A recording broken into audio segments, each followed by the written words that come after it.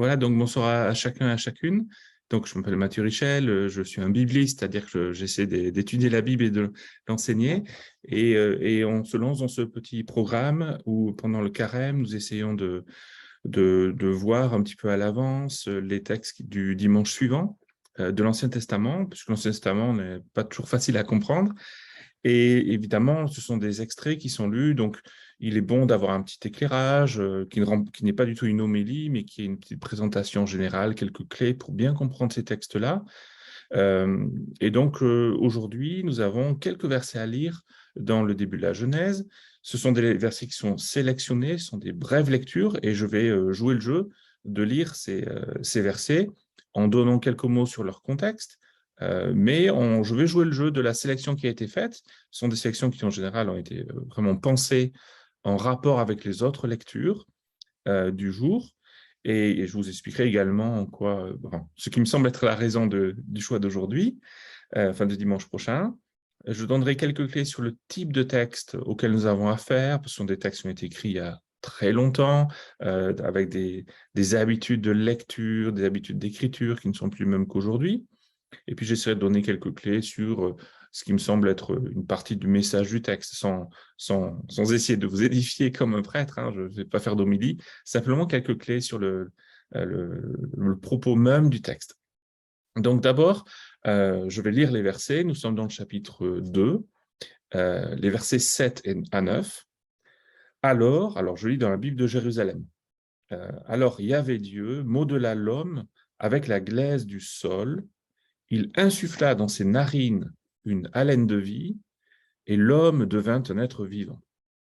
Yahvé Dieu planta un jardin en Éden, à l'Orient, et il y mit l'homme qu'il avait modelé.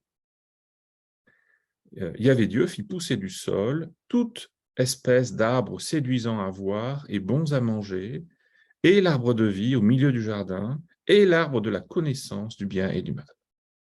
Alors, la lecture se poursuit ensuite au chapitre 3, un petit peu plus loin, les versets 1 à 7a, c'est très précis. Je lis, « Le serpent était le plus rusé de tous les animaux des champs que Yahvé Dieu avait fait. Il dit à la femme, « Alors, Dieu a dit, vous ne mangerez pas de tous les arbres du jardin ?» La femme répondit au serpent, « Nous pouvons manger du fruit des arbres du jardin. Mais du fruit de l'arbre qui est au milieu du jardin, Dieu a dit, vous n'en mangerez pas, vous n'y toucherez pas, sous peine de mort. » Le serpent répliqua à la femme, « Pas du tout, vous ne mourrez pas. Mais Dieu sait que, le jour où vous en mangerez, vos yeux s'ouvriront et vous serez comme des dieux qui connaissent le bien et le mal. » La femme vit que l'arbre était bon à manger et séduisant à voir, et qu'il était cet arbre désirable pour acquérir le discernement. Elle prit de son fruit et mangea. Elle en donna aussi à son mari qui était avec elle, et il mangea. Alors leurs yeux, à tous deux, s'ouvrirent, et ils connurent qu'ils étaient nus. Et ici s'arrête la lecture. Donc d'abord, un mot pour évoquer la question du choix des textes. Comme je l'ai dit, tout est pensé dans la liturgie et dans les choix des textes. Dimanche prochain, il y a aussi au menu des lectures un passage de l'Épître aux Romains, au chapitre 5, où il est question, si on emploie les termes de théologie traditionnelle, du fameux péché originel.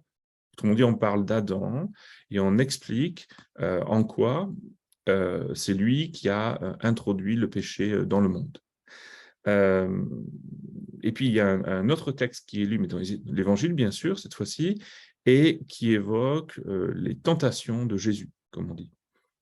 Alors, le thème qui est un peu récurrent dans tout ça, c'est évidemment celui du mal, du péché, comme du mal commis par les êtres humains, et de la faute vraiment primordiale, qui est celle d'Adam et d'Ève, face à une tentation.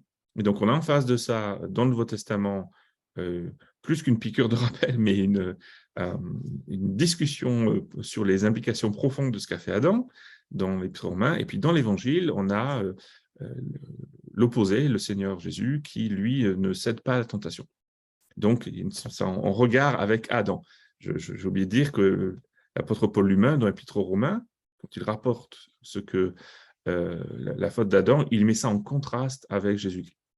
Donc, dans la Genèse, dans le passage, nous évoquons on a Adam qui est créé et puis qui va, avec sa femme Ève, désobéir à Dieu. C'est la faute première, si vous voulez.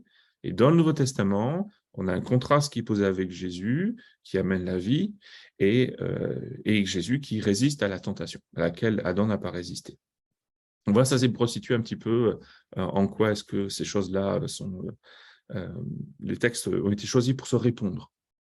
Alors maintenant, le contexte immédiat, j'ai lu quelques versets, ce sont les versets qui sont sélectionnés. Il se trouve bien sûr dans ce qu'on appelle l'un des récits de création du début de la Genèse. La Genèse, c'est vraiment le livre par lequel on ouvre la Bible. C'est le livre où on raconte la création du monde, la création des êtres humains, les commencements de l'humanité. Et au fur et à mesure, on s'achemine vers l'idée que Dieu appelle un homme qui s'appelle Abraham. Et à partir de lui, il va faire apparaître un peuple qui sera son peuple, le peuple d'Israël. Donc là, on a vraiment au tout début, c'est un texte fondateur, et évidemment, ce sont des textes qui sont très connus. Adam et Ève, même les gens qui n'ont aucun lien à la foi ont souvent entendu parler d'eux. L'image du serpent, du fruit défendu, ce sont des choses que tout le monde, enfin, en tout cas la plupart des gens connaissent d'un point de vue culturel ou littéraire. Et pourtant, ces textes sont lus, relus, parce qu'ils sont d'une très grande densité et parce qu'ils évoquent des questions tout à fait fondamentales. Ils sont d'une extrême richesse, d'une grande subtilité d'un point de vue littéraire et d'un grand intérêt d'un point de vue théologique. Donc même si vous connaissez déjà ces textes par cœur, il vaut le coup de revenir un petit peu dessus et d'y revenir même régulièrement. Alors, quelques éléments. Donc, les versets qui ont été choisis, de quoi parle-t-il? Il parle de la création d'Adam, tout simplement, la création du premier homme, le fait que Dieu l'ait placé dans un jardin, mais c'est vraiment, on se concentre vraiment sur la formation du premier homme. Et puis après, on va aussitôt vers le problème. Donc, les lectures, les versets qui ont été choisis, c'est vraiment pour situer d'abord la création de l'être humain et ensuite le fait que, eh ben, il va désobéir à Dieu. C'est vraiment ça qui est fondamental. Alors, autour de cela, il y a des éléments supplémentaires qui ne sont pas lus lors de la messe parce que c'est une sélection de textes, mais il y a des éléments qui parlent évidemment de la création de la femme parce qu'elle n'intervient pas très longtemps après, dans le chapitre 2. Il y a le fait, qui est présupposé dans la lecture, que Dieu a interdit de manger d'un arbre du jardin. On y fait allusion dans notre lecture, mais il l'a dit explicitement à Adam au chapitre 2. Et puis, une fois que se produit ce que nous avons lu au chapitre 3, c'est-à-dire la désobéissance, eh bien, il y a des conséquences pour pour le serpent, pour la femme, pour l'homme, et l'expulsion du fameux jardin d'Éden où se trouvaient Adam et Ève, qui est vraiment un événement capital parce que c'est l'expulsion d'un endroit où on avait un accès naturel à Dieu. Le plus frappant dans le jardin d'Éden, et on passe souvent à côté de ça dans la lecture rapide de ce texte, c'est le fait que Adam et Ève peuvent parler à Dieu directement et même qu'ils peuvent le croiser. Il y a un verset qui dit que le Seigneur se promenait dans le jardin à la brise du soir, enfin du jour, et que l'homme et la femme le rencontrent en quelque sorte comme ça. Et cet accès naturel à Dieu, c'est ça qu'on perd dans ce récit en étant expulsé du jardin d'Éden. Voilà, donc ça c'est un petit peu pour ce qu'on appelle le contexte littéraire, c'est-à-dire pour situer les choses dans le texte. C'était une vaste fresque, on est dans les fondements. L'élément suivant qui vaut la peine de savoir pour bien comprendre ce genre de texte, c'est que c'est un texte qui est vraiment chargé de symboles, rempli d'images, qui ne sont pas faits, qui n'ont jamais été faits pour être pris au pied de la lettre.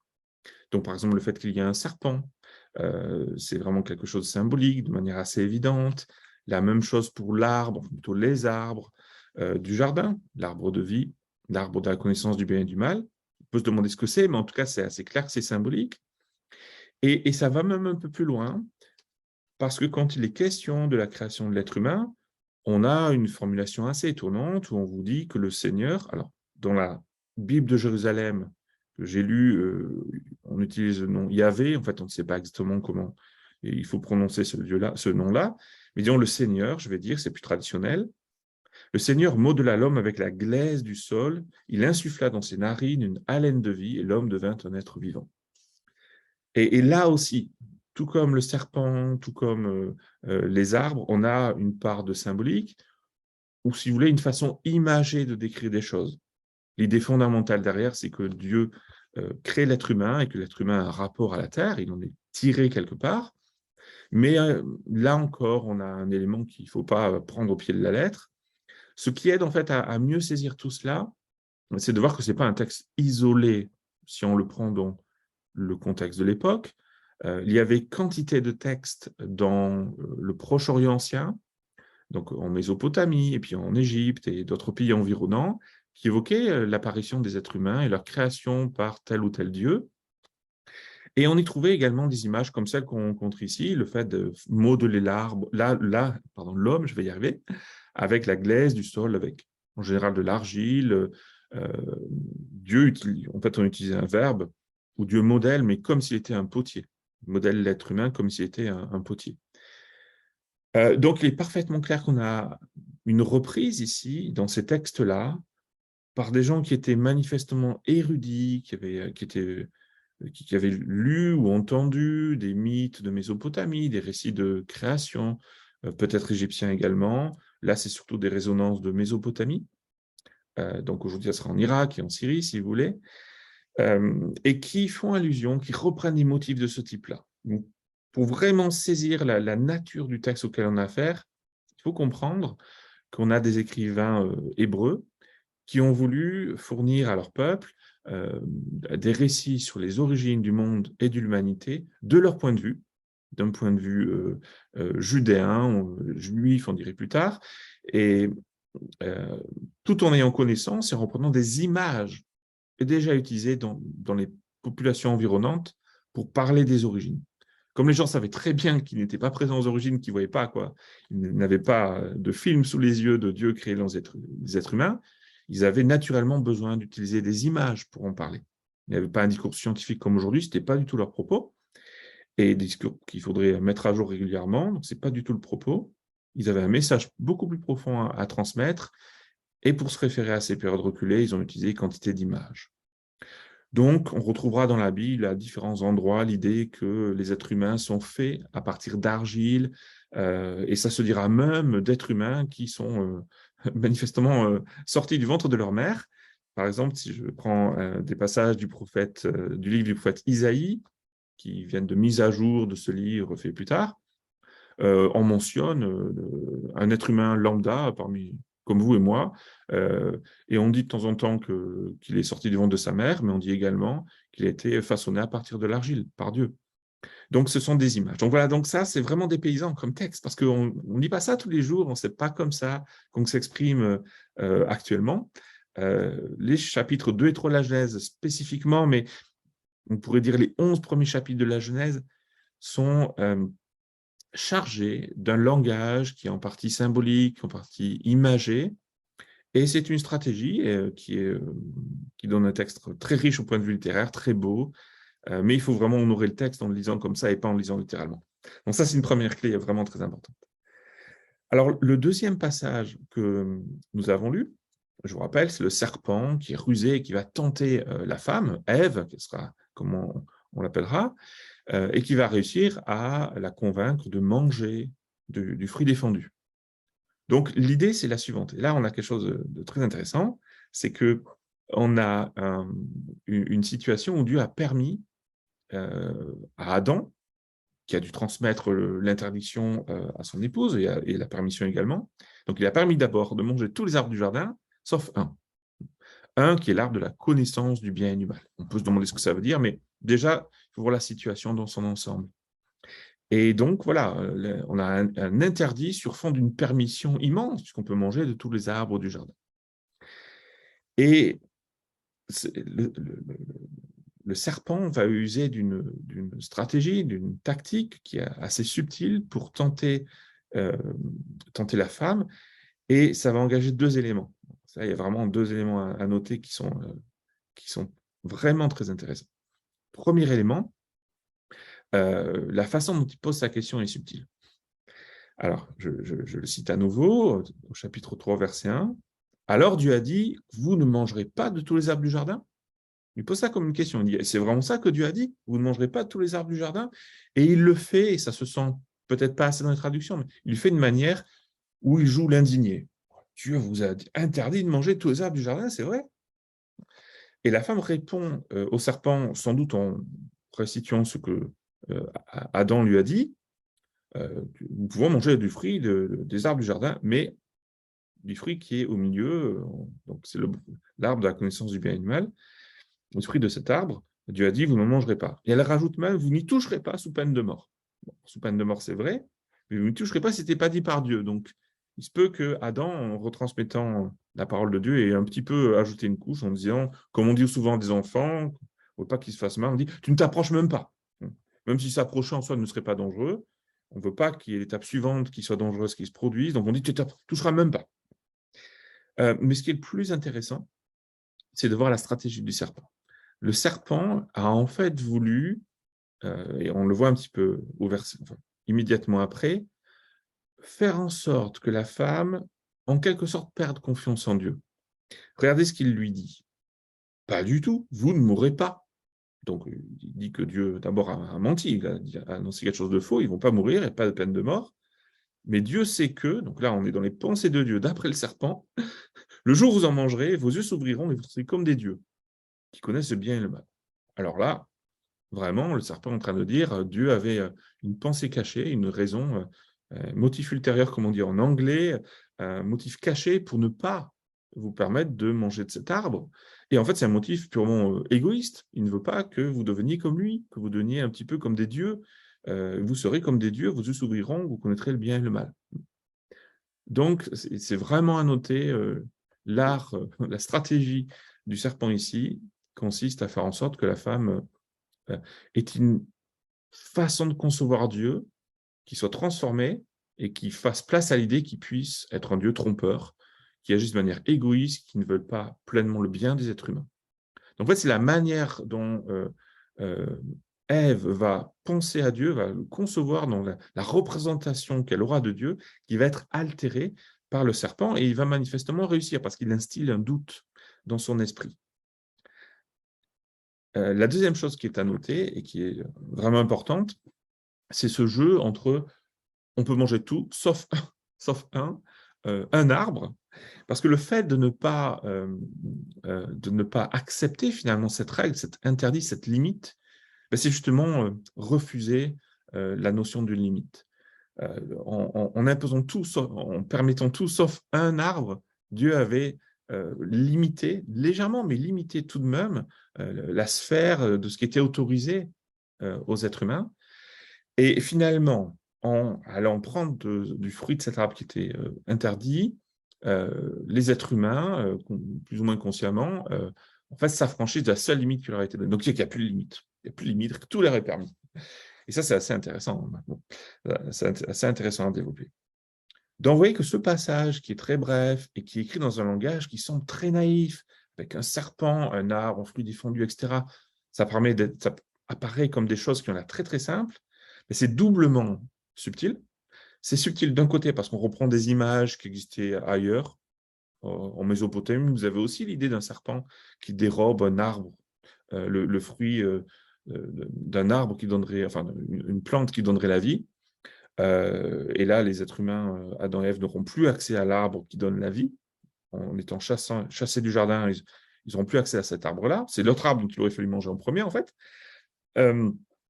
Il y avait également donc cette symbolique du serpent, symbolique de la plante de vie, elle se trouve également en Mésopotamie. Donc, on reprend des choses comme ça, on s'exprime dans un langage apparemment très simple, et en même temps, on évoque une situation profonde où c'est la représentation qu'on se fait de Dieu qui est en jeu, en fait, hein, et la question des limites.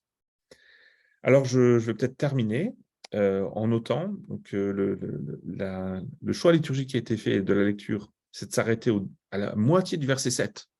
On dit le verset 7a quand on veut numéroter précisément les choses. Regardez ce qu'on nous dit. Alors leurs yeux à tous deux s'ouvrirent et ils connurent qu'ils étaient nus.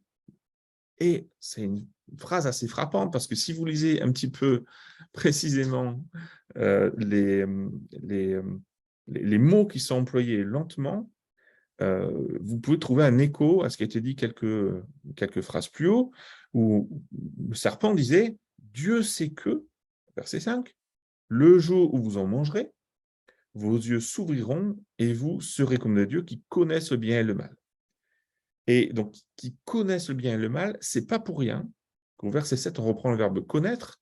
Au moment même où leurs yeux s'ouvrent, donc on reprend, vos yeux s'ouvriront et vous connaîtrez le bien et le mal, hein, en gros c'est ça. Alors leurs yeux à tous deux s'ouvrirent et ils connurent, on ne dit pas le bien et le mal, hein, on dit ils connurent qu'ils étaient nus. Ça veut dire que, boum, finalement c'est beaucoup moins glorieux que ce qu'on croyait. Ils accèdent à un type de connaissance qui n'était pas forcément ce qui était promis, donc pas à ce stade-là. Et, euh, et même s'il y a de fait un changement qui s'est produit en eux, manifestement, euh, il y a en même temps une forme de déception ou de note qui a été mise en évidence de manière très subtile dans le texte pour montrer que le serpent les a conduits à quelque chose qui n'était pas du tout ce qu'ils voulaient. Et après, ça va leur causer des problèmes. Donc, aussitôt après, ils sont gênés d'être nus l'un devant l'autre, ils sont gênés quand Dieu passe. Voilà. Voilà, donc c'est un double récit de fondation que nous avons ce dimanche comme lecture. D'abord, la création de l'être humain, bien rappeler que les êtres humains sont des créatures. On pose la situation, les êtres humains ne sont pas créés par eux-mêmes, ils ne sont pas le fruit, comment dire, ils sont le fruit de la volonté de Dieu, manifestement. Et ensuite, un deuxième point de fondation, même si c'est malheureux, c'est la désobéissance des êtres humains par rapport à Dieu et voilà, qui fournit un arrière-plan aux autres lectures du dimanche qui seront plutôt axées sur Jésus-Christ et sur le contraste qu'il y a avec Adam et Ève. Voilà, je vais m'arrêter là pour ne pas faire beaucoup plus long. Je ne crois pas avoir vu de questions. Il y avait une remarque, mais ça, c'est autre chose. J'ai fait rentrer les gens qui étaient dans la salle d'attente. Et je vais peut-être simplement laisser la place pour une question avant de conclure, puisqu'on essaie de faire dans un format qui est simplement une demi-heure, comme ça, c'est gérable pour tout le monde. Alors, s'il y a une question, vous pouvez soit la poser, soit l'écrire avant que nous concluions, si cela convient à Dominique. En particulier, si vous avez une question d'éclaircissement par rapport à ce que j'ai dit. Je laisse la parole.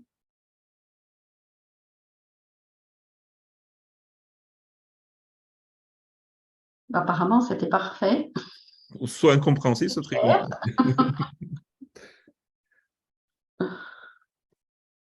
Bon, ben voilà, si vous avez suffisamment d'éléments pour pour la lecture du dimanche, voilà, je vous propose de clôturer la séance. Vous la retrouverez de toute façon toujours, comme je l'ai dit, sur le site des Demain si la technique le veut bien. Et on vous donne rendez-vous la semaine prochaine donc mardi prochain, même heure, même lieu, pour la suite de nos merveilleuses aventures. Voilà. Bonne soirée à tous. Merci, bonne soirée.